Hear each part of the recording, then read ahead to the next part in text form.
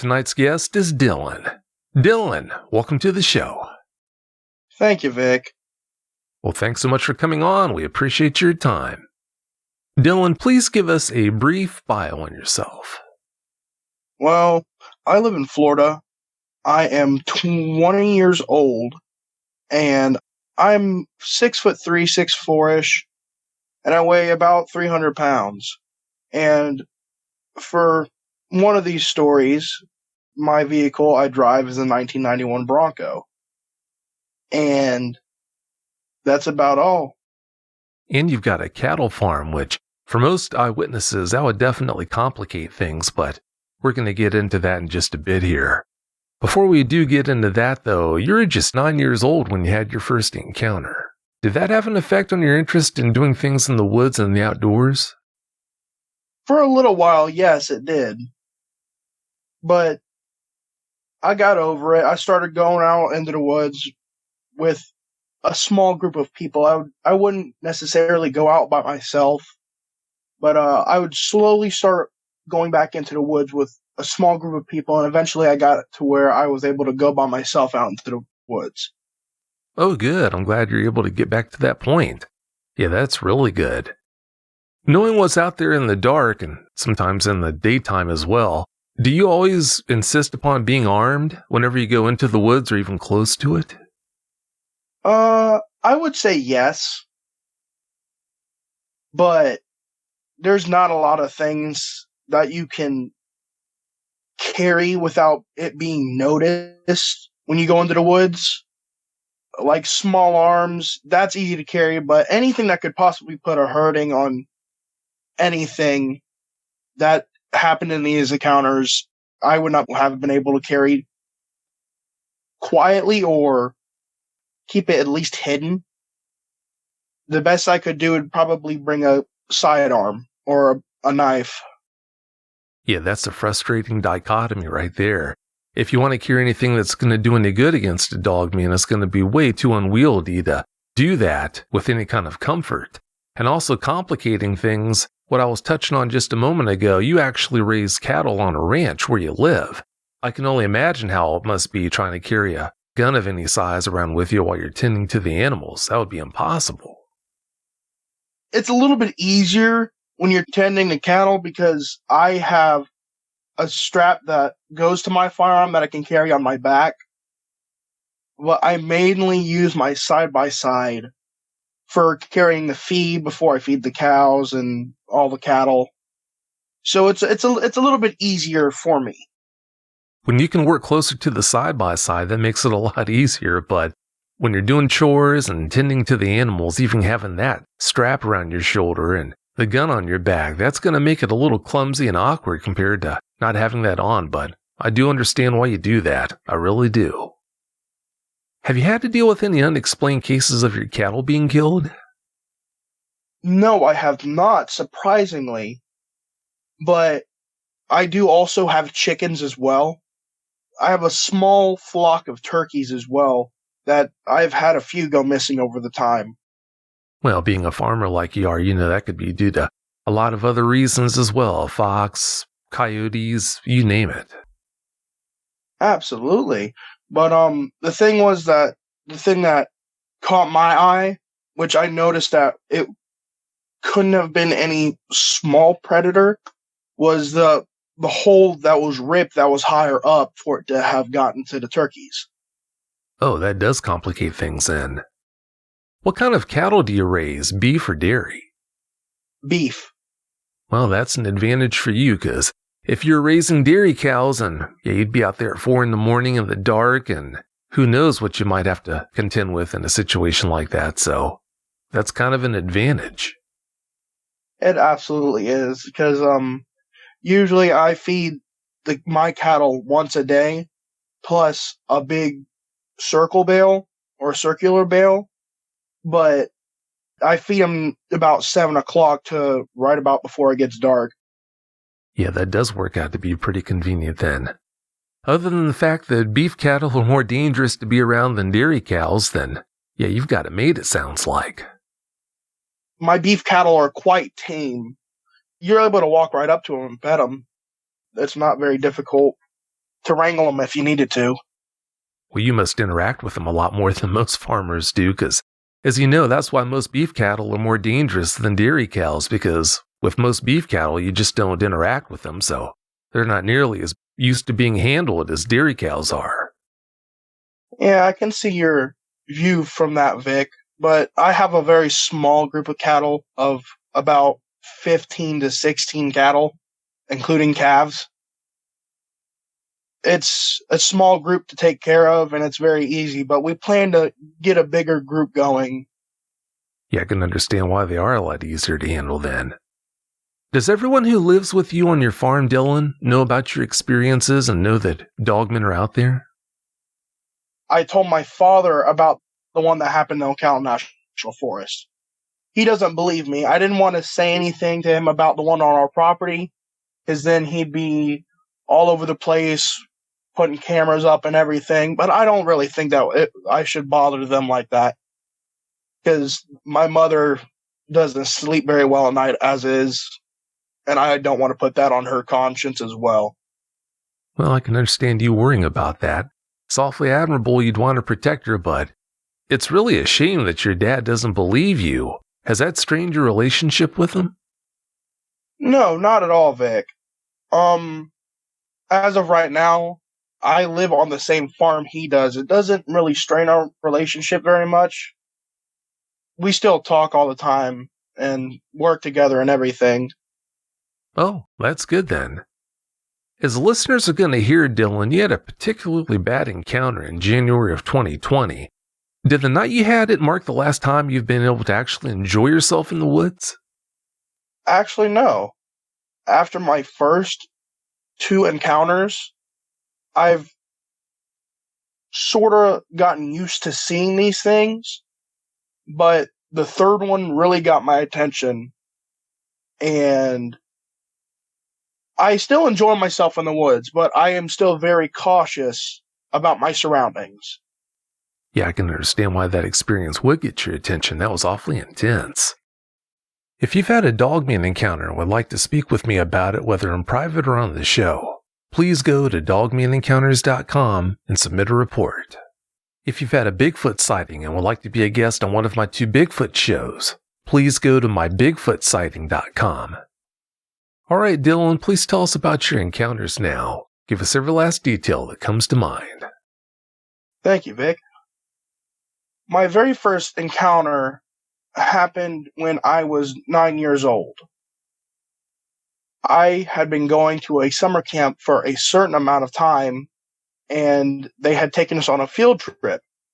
They rented kayaks and canoes, and we had put in at the Silver River boat ramp. It's right next to a bridge. We had put in the kayaks and everything. I had to wait for my group. As soon as we all got into the kayaks and everything got settled, we started heading down and out, and we took a swift left turn out of the small canal that leads us out of the boat ramp to the actual natural river. So we're paddling for a good 30 minutes to an hour, and I lose sight of my group. I was just too busy taking in all the sights, all the wildlife, and I just so happen to hear screaming. But for context, there are monkeys in the Silver River National Park due to there was a film that was produced in the park, and they had escaped from their enclosure, and now they just roam the park all over the place. Their population has absolutely exploded. And I hear these monkeys screaming, and I look in the direction where I hear the screaming and all the monkeys screaming, and I just see this big male monkey fly across the river. It hit the bank, and it killed it on impact. And I look back, and this entire troop's just jumping in the water, trying to get away from whatever it was that was in the woods. So I stop paddling. I'm watching, and I hear a screaming, and then there was silence except for the monkeys that were swimming across. And I just so happened to get a better view because the way I'm going, the river is pushing me backwards without me paddling. So it gave me a better perspective of what I was looking at. All I could see was a massive silhouette in the woods. And mind you, Vic, these woods out here in the Silver Springs National Forest or Park, they are very, very, very thick. And this was about 12 o'clock. Mind you, this is a guesstimation on time. But I could barely even see the silhouette. But I could see the monkey that this thing had caught. It was hanging, and I could see blood, and I could just see blood. And the only thing I can hear is silence now, because the monkeys have already gotten out of the river, and they're already gone. They skedaddled. And this thing, as soon as I saw it, it disappeared. It was no sound, no nothing, no birds, just silence. And it got out of there as quietly as I had heard it come in. Well, I didn't even hear it come in until the monkeys were screaming. And it was just gone in a blink of an eye. I couldn't get any real features of it. I couldn't tell if it had a tail or if it had a muzzle. I could only see the monkey that was dead. That takes me along to my second encounter. My second encounter happened 3 years later. If you know where Fort Wilderness is, the Disney campground, not a lot of people would think that one of these things would possibly reside in there because of how populated it is. Well, I thought that too, and I was very, very wrong. One night, I just so happened wanted to go night fishing and go spotlighting for deer. And we have our own golf cart, so we didn't have to rent anything. There's a canal that's in the very far back that leads to a dam. If you guys have been there before or just went exploring, you guys should know what I'm talking about. There's a little dam at the end of the canal that leads out to the massive lake. And I was going back there spotlighting for deer, and I just so happened to roll past this blob with the headlights of the golf cart. And these golf cart headlights are LED. And I stopped for a second because it was just a blob that I saw. So I thought, that's weird. I put the golf cart in reverse, and I put the headlights back on the blob, and I'm getting a better look at this thing, and it's just a big, brown, hairy blob. And I'm staring at this thing, Vic. I'm staring at it for a good maybe 30 seconds to a minute before this thing notices me. And it's eating something, Vic. There's blood on its shoulder and arms. And I'm looking, and it turns around on all fours away from whatever it was eating. And it looks at me. And it had the prettiest amber eyes. That's the one thing that sets this Dogman out from the other two I have seen.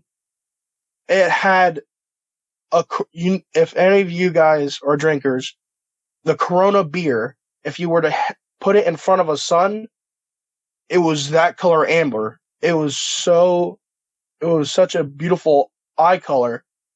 I was mesmerized by it. And me and this Dogman are just looking at each other, staring. I locked an eye contact. And mind you, this Dogman's on the other side of the canal. and I'm still shaking inside the golf cart, just horrified. Because it felt like this thing was staring into my soul, Vic. Just absolutely staring right into my soul. And as soon as I got a grip over myself, I put my golf cart in drive and I hauled butt back to my campsite. And mind you, my campsite is all the way on the other side by the main lake.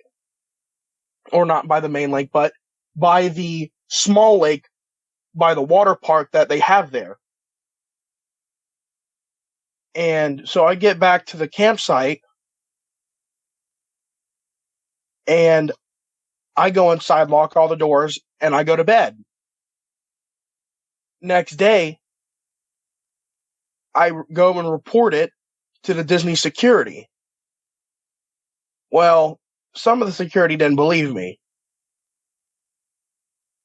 But I was in the security post, and so one of them, out of the maybe 5 or 6, looked at me with a stern face. He said, "Can you show me where this was at?" And he followed me to the location where I had saw this Dogman.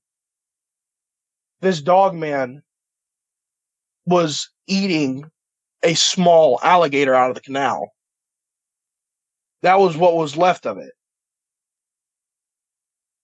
And the spot of blood that was on the ground was quite big. It was very hard not to notice this splotch on the ground. And apparently they had, from what he told me, he said he's gotten reports about the blood splotch on the other side saying that they should probably go check it out or report it to the authorities. But we got there. He saw it. He started writing stuff down on his notepad. And he said, "Okay, thank you. I'm going to go back to my post and I'm going to make a phone call." And I asked him, I said, "What are you going to do about this?" He said, "I don't know. I have to make a phone call, but please don't go out any later than dark from now on. Well, from the remainder of your stay." And so I went back to my camper, and we were staying there for a week, but this was the last 3 days of the time that we were going to be there. So I went back to my camper. My dad asked me where I was for that morning. I explained to him, I said, "I saw something last night, and I went and reported it to security." He said, "Oh, okay, that's fine." I ate breakfast, and now it's about 5 o'clock, 5 p.m., and I'm going on a joyride. I just so happen to go through the loop, and there's black SUVs. There's guys in suits, and there's guys in tactical gear. There's approximately 3 SUVs, but there's guys in tactical gear and suits. And one of these tactical guys has this radar dish looking thing that's handheld. I couldn't see the full picture of it, but I could see that it looked like a small radar dish. And I stopped, put my golf cart in park, and was watching them. One of the men in the suit walked over to me, and he said, "You can't be here right now. This is a restricted area." I said, "I was just here last night. Why is it restricted?" He said, "I can't tell you that." He said, "But you need to go back to your camper or wherever your camping spot is, and you need not to come back to this area." And so he asked the Disney security guard, or one of the security for Disney, to escort me back to my campsite. And we got back. My parents had questions for me about why I had a Disney security guard escort me back to the campsite. And they asked the security guard, he said, "Why did you escort him back?" He said, "Well, he was in a place he wasn't supposed to be, And I got in a little bit of trouble for that by my parents, but the next day was the morning that we were supposed to leave, and we left, and there was police, and apparently somebody had gone missing at Fort Wilderness from the camping loop. Somebody had gone missing from the camping loop, and apparently from what they said was the wife said that her husband had gone to the bathhouse and he never came back. And that was by far the scariest, because thinking that that dogman could have just taken me, because in all the other encounters that I've heard of is this thing running along the side of a vehicle at 65 miles an hour. My golf cart is battery powered. It won't get up to even 5 or 6 miles an hour. That thing is slow. So to think that that dogman just let me go, it just scared me half to death. That's the end of my second encounter. My third encounter, if you guys remember, I have a small amount of cattle. Well, one of my heifers had just given birth laying down, and we didn't get to the calf in time for its life to be saved. Because in order for a calf to start breathing, the mother is usually has to stand up, and the mother gives birth to the calf standing up. So when it hits the ground, it knocks the mucus out of the lungs of the calf, or gets most of the mucus out of the lungs of the calf. And if that doesn't happen, the calf usually suffocates or thinks it's still in the womb and suffocates. And so my mother had found the calf. It was dead. And I was working late that night. So when I got home, she told me, and she said, "Can you please go bury it so we don't have any coyotes or wild dogs come and start harassing the cattle after they eat the dead calf?"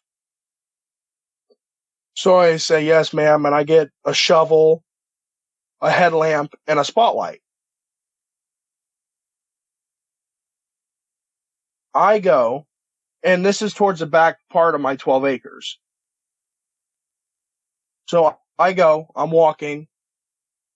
I didn't think about bringing the side by side because it was a nice evening out. It was a full moon, beautiful stars. There was fireflies, and that was a very rare sight to see. We don't see fireflies in our area a lot.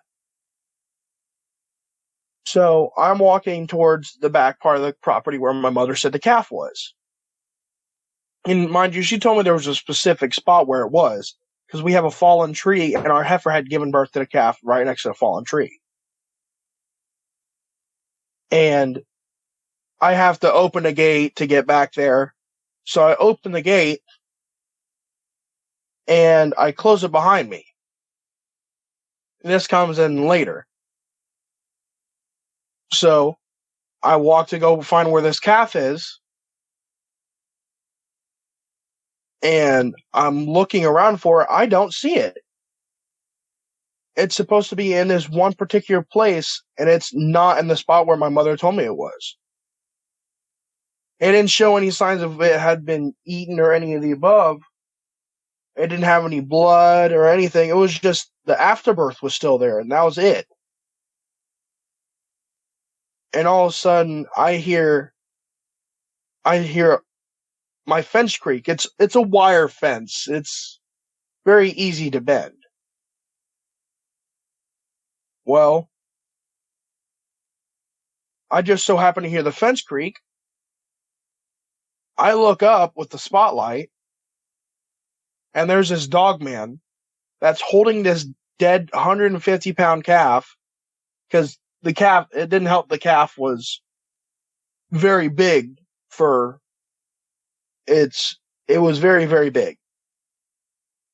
And later on, we had to put down the heifer because she wasn't able to walk because of the swelling. And she, or he, I wasn't really focused in on the genitalia, but I could see that this Dogman was carrying this calf like it was a purse, like a woman would carry a purse. It was carrying this calf like it was a purse in one arm. And this thing looks at me. It's still holding on to my fence, and it's looking at me. And I about crap myself, Vic, because it was standing up. And mind you, Vic, none of these other ones had ever stood up on their hind legs before. So I saw it standing up on its hind legs, and I was mortified. I felt the blood drain from my head and face. And it lifted its hackle. I could see its hackles lift up I could see the hair on its body lift up, and it raised its gums like it was growling at me, but I couldn't hear a growl, like it was showing its teeth. And as soon as I saw the teeth, I dropped my spotlight and I ran. And at this point, Vic, I'm 250 pounds and 6'2". And my fence is up to my chest. Well, it's up to my shoulders at that point, but now it's up to my chest. And this Dogman, its midsection, about maybe where its belly button should be, was at the top of this fence. And I full-blown was running for my life. I wasn't thinking about whether it was going to chase me. I wasn't thinking about what it was going to do to me. I was thinking, man, I need to get back home. I absolutely jumped in one go, hurdled this gate. And this gate's 5 feet tall. And I absolutely hurdled this gate in one go. And I was still moving as fast as I possibly could back to my house. And as soon as I got back, where my house is, there's a good section of a barn that's attached to my house that has really, really big lights under the barn. And the lights are on. And once I get under the lights, I stop and I look behind me because this is towards the back corner of the property. So I had run a good ways without looking behind me. And I don't see this thing. This thing didn't chase me. It didn't growl at me. And that was the thing that scared me most, because I didn't see this thing. And there was a whole bundle of thoughts running through my mind. Where is this thing? Where did it come from? Why is it here? And why didn't it chase me? And I did the same thing that I did at Fort Wilderness, because I was sleeping at a camper. My parents sleep in a house. I went in my camper and I locked the door. Locked all the doors. And so far, I have not seen this thing again on my property, but I have a feeling it's still around. Because, as you heard, my turkeys have slowly gone missing. I had 5 at first, and they've slowly gone missing. Now I'm down to 2. And we've had to repair ginormous holes in the side of our turkey pen. And I haven't seen anything hiding or heard of this thing since until earlier this morning when I was going out to my vehicle. I have my vehicle parked next to the barn. I have the truck running, I have the headlights on, and I have the big lights on under the barn. And I'm walking out there with my phone flashlight on top of everything else that's lit up. And I about step on this crow that had its wings ripped off, and its head was missing as well. That's the first time I've seen something like that mangled. And I'm a chicken farmer. I had foxes and hawks take off with the heads of our chickens and an entire chicken. But that's the first time I've ever seen an animal that mangled. And so I took the bird and I put it on the other side of the fence.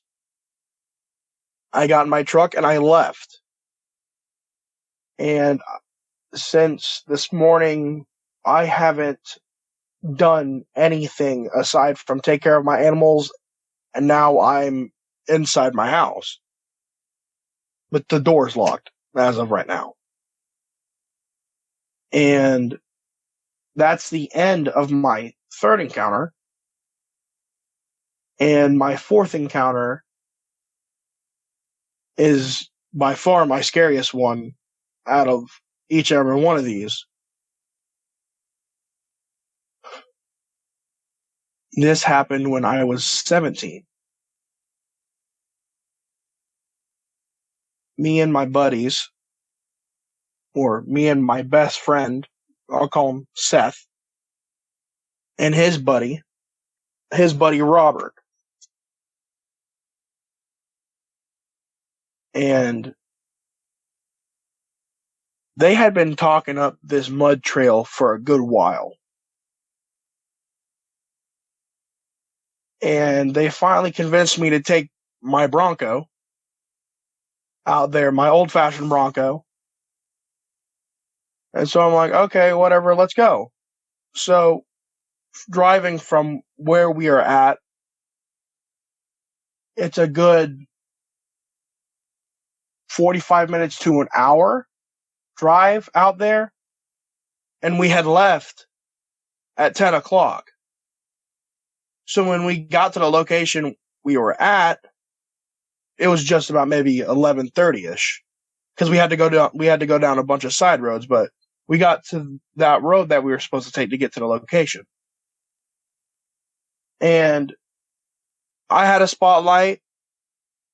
My buddy Seth had a flash spotlight, and then his buddy Robert had a small, like, little handheld flashlight, but we had actual, like, spotlights. So, for context, the location that we pull into a small, maybe 15 to 20 feet around dirt cul-de-sac. I put my vehicle in park, and we all get out of the vehicle. I lock my truck because my friends have gone out there before and they've had somebody open their door and steal stuff out of their truck. So I locked my Bronco and we all start walking on this trail. And mind you, Vic, there's animals in the night everywhere. You can hear the birds, the owl. Well, you can hear the birds, the bugs, the crickets, even the night mammals. We had been going for a good 15 to 20 minutes. We had passed a good amount of, like, nasty mud clay. And we hear this roar from about 100 to 150 yards off into this thick woods.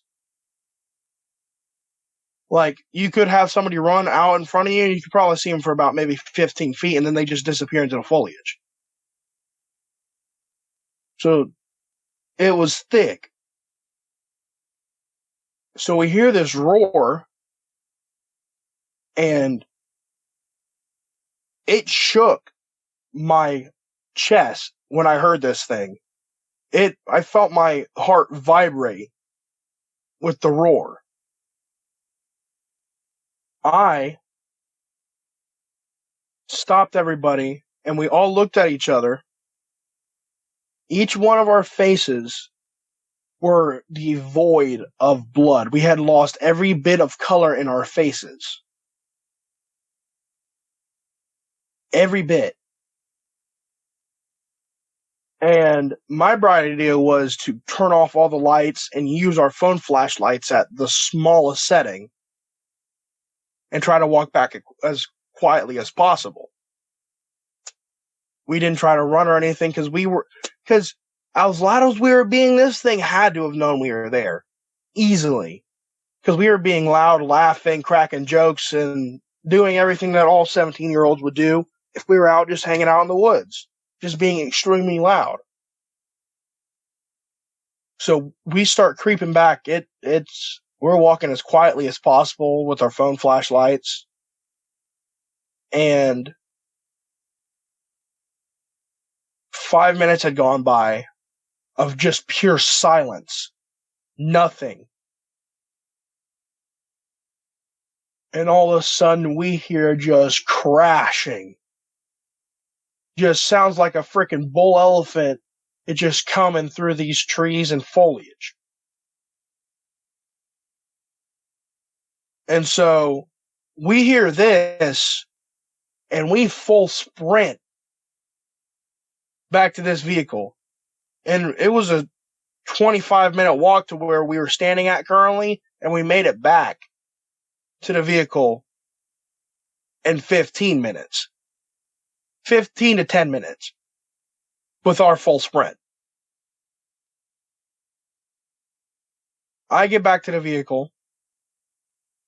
I unlock the door on my friend's side, and my buddy, my buddy Robert, presses the unlock button on his door for me. And while he does this, he presses the button, and my buddy Seth throws him, takes his leg and folds him into the back seat, and he hops in and locks his door. I finally get in. I crank this sucker up, and I turn on the headlights, and the wood line is about 5 to 7 feet away from the front of my hood of my vehicle. And the Dogman's right there on all fours, snapping at us, and it's got foam in its mouth. It's growling. It's being nasty. And on all fours, it was about 4 to 4.5 feet tall. Pure black. Just jet black, Vic. And it had red eyes. Blood red eyes.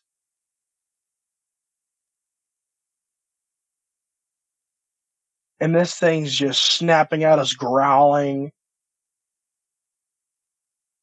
And my friends start screaming.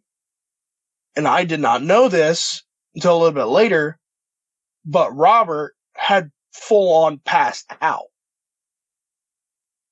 He passed out from shock. He was just gone in the back seat. So I full blown throw my truck in reverse, and I reverse it until I hit asphalt. I hit asphalt, And I immediately, as soon as my front tires hit asphalt, I threw my vehicle in drive and I started accelerating. My Bronco tops out at, give or take, 85 to 90 miles an hour. And we're steadily increasing in speed. And I just so happen to look behind us, and this Dogman is chasing us. And right now we're going about 35 miles an hour. And this Dogman is gaining on us. And it's still gaining on us when I'm increasing in speed. And this asphalt road that we took is a good, if I'm driving the actual speed limit sign that it's asking me to drive, which is 25 miles an hour, it would have taken us about 30 minutes to get back to the little cul-de-sac. And my Bronco hit 65 miles an hour. And I look in front of me, and I look back, and I watch this Dogman switch to bipedal running. And let me tell you this, Vic. I just wanted to die right then and there. Because I thought, oh my God, this thing has us.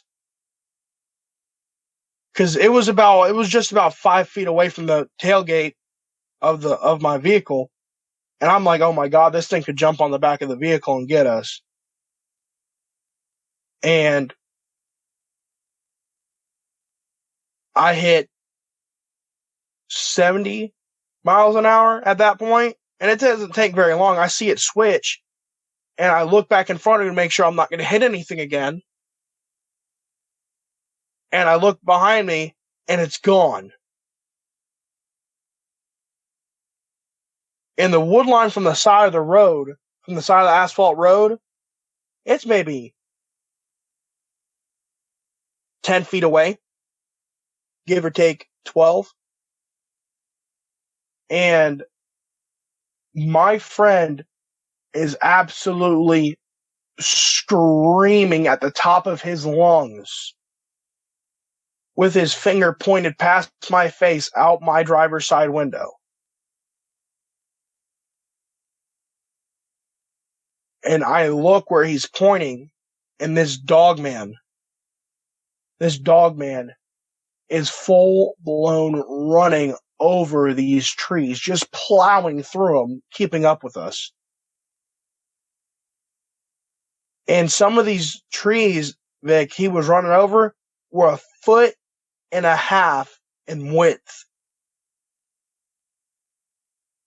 And from what I've heard in some of these episodes, these Dogmen are by far strong enough to do this.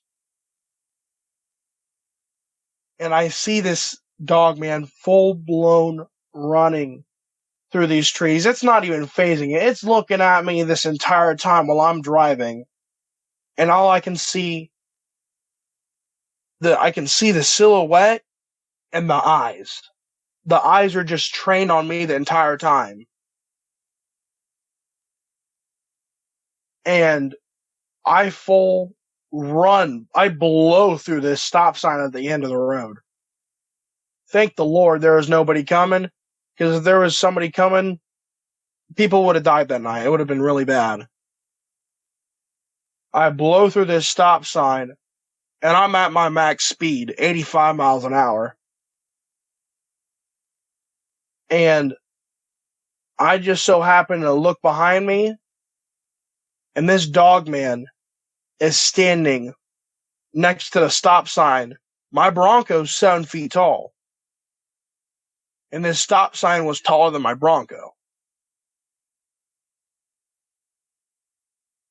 I looked in the rear view mirror of my Bronco, and this thing had a full head and a half above this stop sign.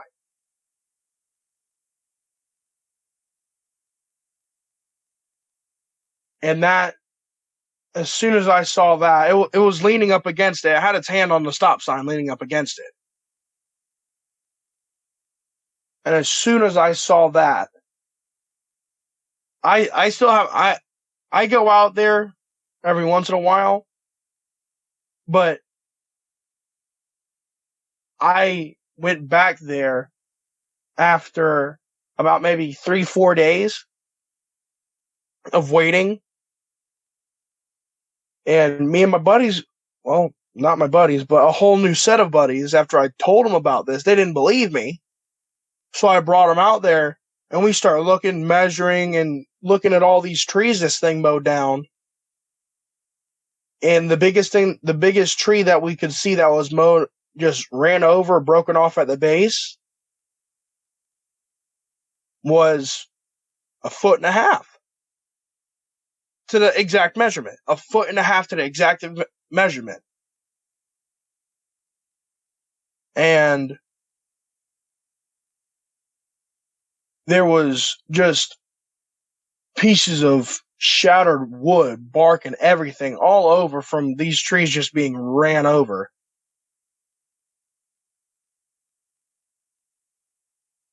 And I tried looking for footprints, Vic. I tried. I could not find a single footprint from this Dogman. I couldn't. And if I were to try to give you a height on this Dogman, I'd say it had to be at least 10.5 feet tall. Because the stop sign was, I'm going to say, I believe the stop sign, because the stop sign is no longer there. It's not there. The stop sign is about, or was about, 8.5 feet tall. And this thing was just absolutely leaning on it, and it was just dwarfing the stop sign. And I never found any footprints from this thing. And I have not seen anything of this Dogman since. My buddies have been out there, a different group of buddies. I've been out there, and they said they got chased by something else.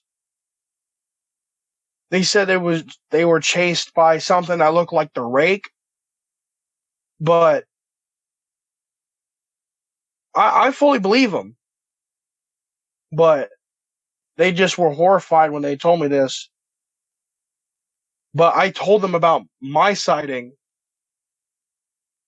and they were just about as scared as the point when I first saw that thing running after us on 2 legs. I was just mortified. And through all these encounters that I've had,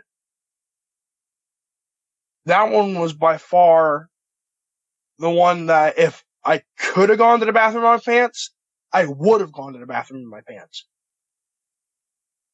It was the worst one out of all 4. And this Dogman, it had dog legs. Like what do you call those legs, Vic? Digitigrade. Yeah, those. He had those. He had the digitigrade legs for when he was running. I noticed that. And his arms, they looked too long to even be on his body, but they were down past his waist. Like a good length past his waist. and it looked wonky as absolute crap running. Just wonky as heck. And it's swinging its arms like they're fence posts, like really, really thick fence posts. It's swinging them while it's running, while it ran, and it was just very, very weird.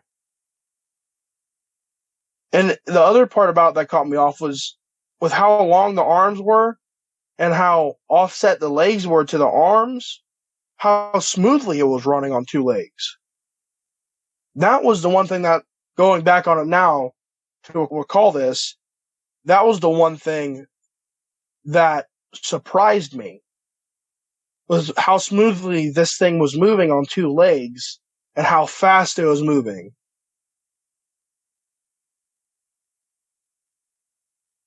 And its ears were on top of its head, like towards the top of its head, and its teeth were kind of like a wild boar's, where the two top ones are going protruding out of the mouth past the bottom ones, and the two bottom fangs are going upwards on the outside of the mouth as well. And so far, I only go out there in big groups. But I always make sure at least one of us has a firearm. And it's usually me. But that's the end of my fourth encounter. It's hard to wrap your mind around how even a big dogman like that one could knock over trees with 18-inch trunks, but are you aware of the fact that eyewitnesses have reported seeing Sasquatch push over trees a lot bigger than that even? Absolutely, Vic. I fully believe it. Don't know how they do it, but the strength they must have. The strength they must have is insane. Oh, I'd say so.